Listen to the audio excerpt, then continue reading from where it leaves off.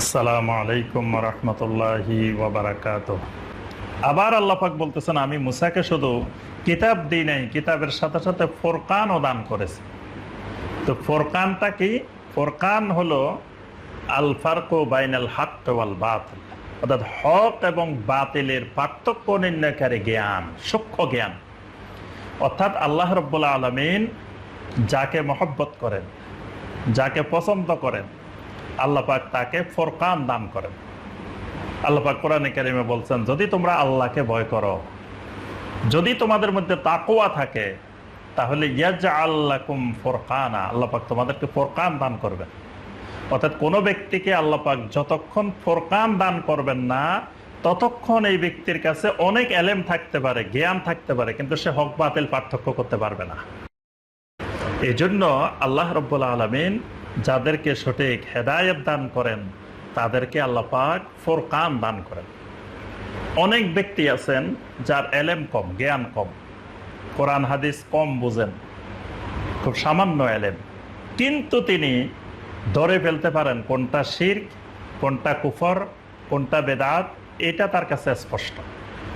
আল্লাহ রাব্বুল আলামিন এই লোকটাকে ফোরকান দান করেছে। আবার আরেক ব্যক্তি দেখা যায় অনেক এলমের অধিকারী, বড় আলেম, বড় কিতাবের জ্ঞান আছে, তাফসিরের জ্ঞান আছে, হাদিসের জ্ঞান আছে, কিন্তু হক বাতিল আলাদা করতে পারে না। এত এলেম থাকার পরেও তিনি যে শিরকের সাথে লিপ্ত হয়ে পড়েন, শিরকের সাথে আপোষ করেন, শিরকের মধ্যে গিয়ে ঢুকে পড়েন, তাহলে মানুষের মনে তখন প্রশ্ন থাকে, উনি এত বড় আলেম, উনি কি বুঝে না? ওনার এত জ্ঞান, এত কিছু জানেন, এত হাদিস জানেন, এত তাফসির জানেন, উনি কিভাবে শিরক করেন? ওনাকে আল্লাহ রাব্বুল আলামিন কিতাবের জ্ঞান দিছেন, এলেম দিছেন, কিন্তু ফোরকান দান করেন নাই। ফোরকান আল্লাহ পাকের এক বিশেষ নিয়ামত। এখানে দেখেন আল্লাহ রাব্বুল আলামিন 53 নম্বর আয়াতে একসাথে দুইটা কথা বলছেন, ওয়াইজা আতাইনা মুসাল কিতাবা ওয়াল ফুরকান, মুসাকে আমি কিতাবও দিয়েছি, ফোরকানও দিয়েছি। সুবহানাল্লাহ।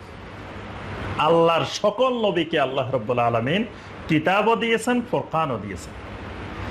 এই ফোরকানটার আরেক নাম হলো সুন্নাহ। প্রত্যেক নবীর সুন্নাহ রয়েছে।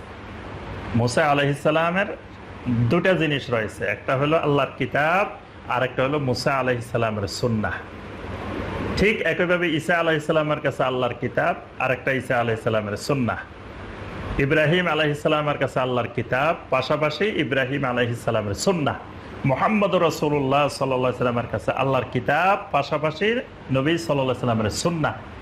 এই জন্য কেউ যদি শুধু কোরআন মানে, বলে যে আমি নবী সাল্লাল্লাহু আলাইহি ওয়াসাল্লামের হাদিস মানি না, আমি শুধু কিতাব মানি, এই লোকটাও গোমরাহ। আবার কেউ যদি বলে যে আমি শুধু হাদিস মানি, কোরআন মানি না, এই লোকও গোমরাহ। কারণ কোরআনে কারিমের এই ব্যাখ্যা, কোরআনে কারিমের এই পরিপূরক, কোরআন বোঝার জন্যই নবীর সুন্নাহ অপরিহার্য। এই জন্য আল্লাহ পাক নবীদেরকে শুধু কিতাব দেন নাই, ওই কিতাব বোঝার মতো এবং ওই কিতাব মানুষের কাছে ব্যাখ্যা করার মতো, বুঝাই দেওয়ার মতো এই জ্ঞানও আল্লাহ রাব্বুল আলামিন সকল আম্বিয়া আলাইহিমুস সালামকে দান করেছেন। ওই জ্ঞানটার নাম হলো ফুরকান।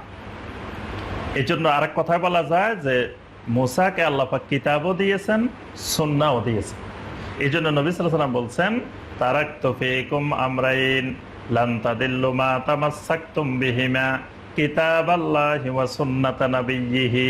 তোমাদের কাছে আমি দুটি জিনিস রেখে যাচ্ছি, এই দুটি জিনিসকে শক্ত করে, দৃঢ় করে ধারণ করলে, মজবুত করে ধরে রাখলে জীবনেও গোমরাহ হবে না। একটা হলো কিতাব আল্লাহ, আল্লাহর কিতাব, আর একটা হলো ওয়া সুন্নাতা নাবিয়্যিহি, আল্লাহর নবীর সুন্নাত। তাহলে শুধু কিতাব ধরলেও গোমরাহ হওয়ার, সুন্নাত বাদ দিয়ে, হাদিস বাদ দিয়ে কিতাব ধরলেও সে গোমরাহ হয়ে যাবে। আবার শুধু হাদিস ধরলে, কিতাব বাদ দিয়ে আল্লাহর কিতাব, সেও গোমরাহ হয়ে যাবে।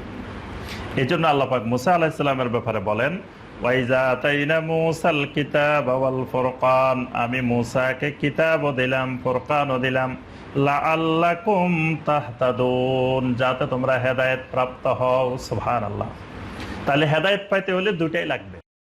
এই জন্য আল্লাহ পাক কিন্তু এখানে দুটা কথা বলছেন, যে একটা হলো কিতাব দিয়েছি, ফুরকান দিয়েছি, তার সাথে আল্লাহ পাক তাহতাদুন শব্দ ব্যবহার করছেন, যাতে তোমরা হেদায়েত পেতে পারো। তাহলে হেদায়েতের জন্য কিতাব এবং ফুরকান। আবার এর আগের আয়াতে বলছেন, সুম্মা আফাউনা আনকুম মিন বাদি যালিকা লাআল্লাকুম তাশকুরুন, আমি তোমাদেরকে শিরিকের পরেও এত বড় জুলুম মাফ করে দিয়েছি যাতে তোমরা শুকর গুজার বান্দা হইতে পারো। তাহলে আল্লাহ পাক যখন আমার তওবা কবুল করবেন, আমাকে আল্লাহ পাক তওবা করার সুযোগ দিবেন, তখন বেশি বেশি করে আল্লাহর শুকর গুজার করতে হবে। এই জন্য আল্লাহ পাক প্রত্যেক আয়াতে সাথে কথাটা আল্লাহ পাক বলে দিচ্ছেন।